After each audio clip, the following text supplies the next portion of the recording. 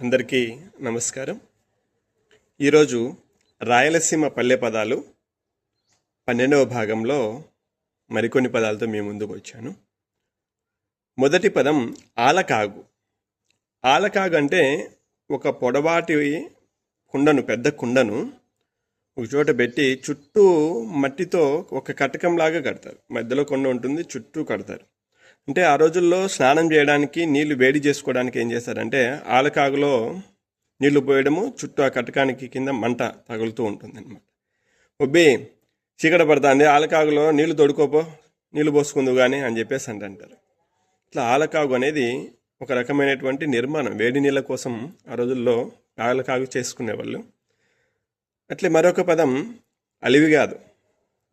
అంటే సాధ్యపడదు అనే దానికి బదులుగా రాయలసీమ ప్రాంతంలో అలివిగాదు అని చెప్పేసి ఆ పని ఆడైతుందన్నా, అది అలివయ్యే పని కాదు, కానీ ఇంకేదన్నా ఇంకోటి ఉంటే ఏదన్నా చూసాంపా అని చెప్పేసి అంటారు. అంటే సాధ్యపడదు అనే దానికి బదులుగా అలివిగాదు అనేటటువంటి ఈ ప్రయోగాన్ని ఎక్కువగా ప్రయోగిస్తుంటారు రాయలసీమ ప్రాంతంలో. అట్లే ఆసాది కూత అని మరొక మాండలికం.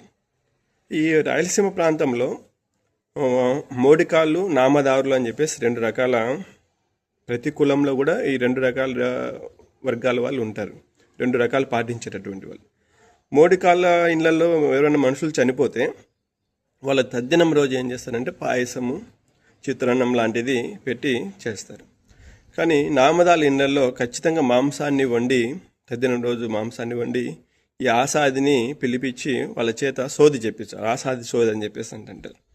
ఇట్లా ఈ ఎవరైతే నామదారులు ఉంటారో ఆ దినం రోజు చేసేటటువంటి ఆ సోదిని, ఆ చెప్పించేటటువంటి ఆ ఆసాది సోదిని ఆసాది కూత అని చెప్పేసి ఈ మాండలికం పదంతో ప్రయోగిస్తారు.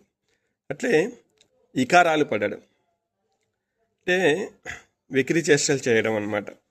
ఏంది పోయి చిన్నంతరం పెద్దంతరం లేకుండా నాతో ఇకరాలు పడుతున్నావు, పనేం లేదా నీకు చూసుకోపో అని చెప్పేసి అరుస్తుంటారు. అంటే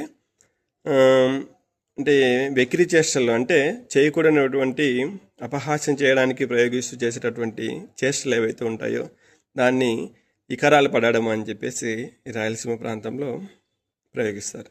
ఇట్లా మరొక పదం ఇకిలించు.